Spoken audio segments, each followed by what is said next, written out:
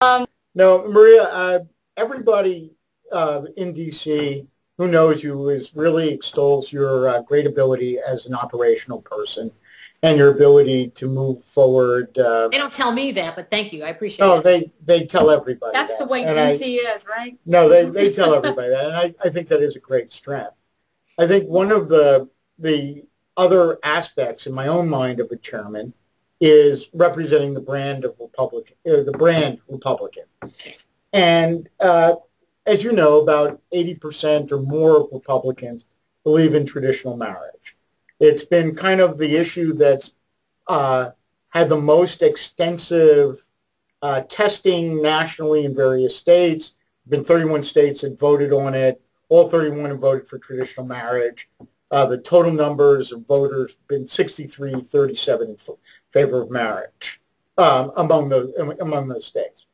Yet we've had RNC chairman, a brilliant guy, Ken Melman, a man I really respect, who's made the recommendation, and there are others within the DC community making the recommendation that we no longer associate traditional marriage with the Republican brand.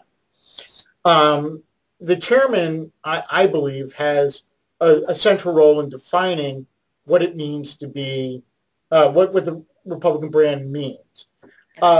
What would you do as chairman? And would you follow the recommendation of some who say this shouldn't be central to what we do in terms of branding the Republican Party? Or would you see it as part of your job to make an argument for traditional marriage? Well, let me start, Frank, by I probably understand more than most. I was a pollster.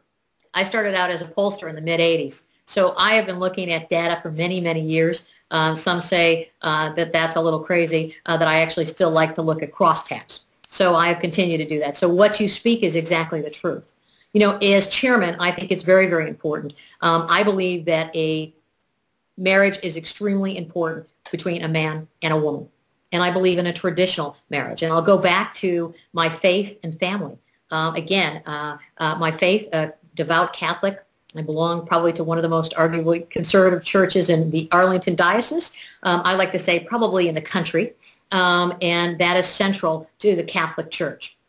In addition to my family, I not only grew up with a mother and a father, but I also had a grandmother and a grandfather that lived with me all of my adult life until they passed away. So I have been blessed with a very, very traditional extended family. So I understand the importance of that.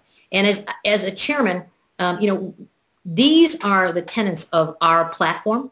And it become extremely important that motivates our base, motivates our voters. It's the social conservatives that come out and vote for us that help us elect a Republican, conservative, pro-life president, a speaker, and hope soon to be a leader of the U.S. Senate. And I believe that that is something that we must continue to do because those are the voters, the very voters, that enthusiasm, that energy is what we are all about. So I don't know how one goes without the other.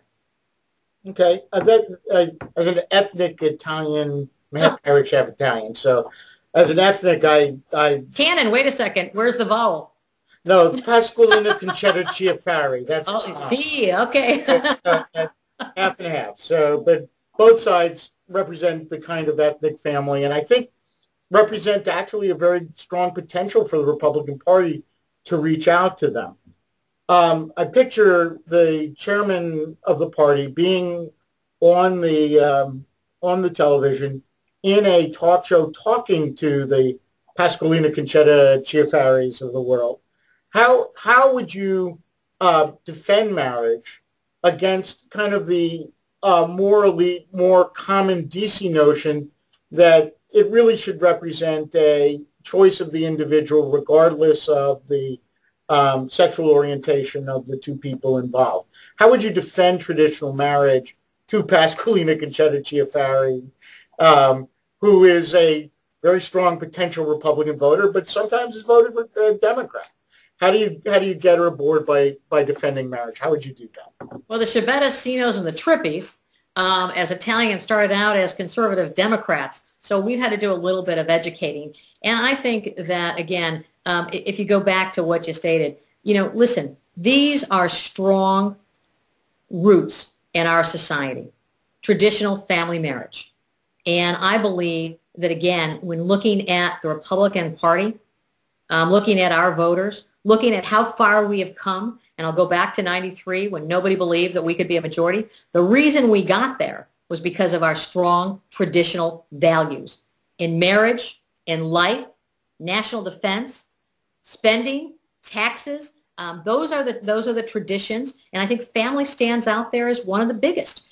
We go in households, and it's the traditional family that vote Republican, and we have to work, and will continue to work with our voters to make sure that they know where we stand, and continue to educate, continue to grow our coalitions.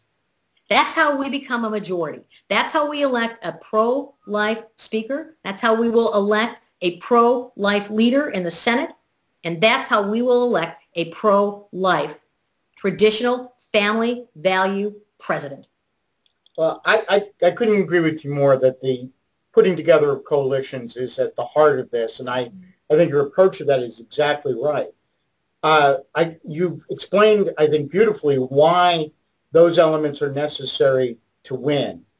I'm asking you to make the argument that exists in your own mind for marriage itself that doesn't go to the purely operational, that doesn't go to the... You're asking an operations person's that.